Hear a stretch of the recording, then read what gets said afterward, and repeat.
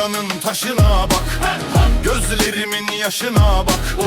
Biz düşmanı esir ettik, şu feleğin işine bak. Pek şanlıyız, Osmanlıyız. Ankara'nın taştır yolu, her tarafı asker dolu. Artık yetiş Kemal Paşa, kan ağlıyor Anadolu. Pek şanlıyız, Osmanlıyız. Ankara'da şanlı ordu, her tarafa çadır kurdu. Türk ordusu karşısında zalim düşman kaçıyor durup. Pek şanlıyız, Osmanlıyız.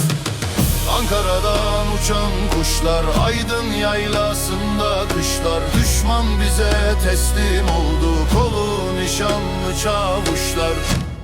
Pek şanlıyız, Osmanlıyız. Ankara'nın taşına bak, gözlerimin yaşına bak.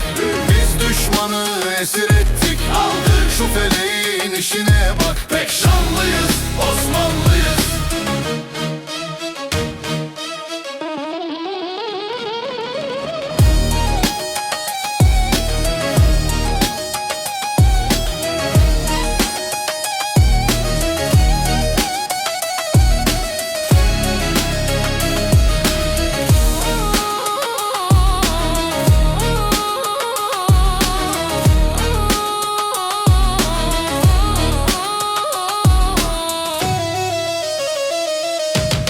Ankara'nın taştır yolu, her tarafı asker dolu. Artık yetiş Kemal Paşa, kan ağlıyor Anadolu. Pek şanlıyız, Osmanlıyız.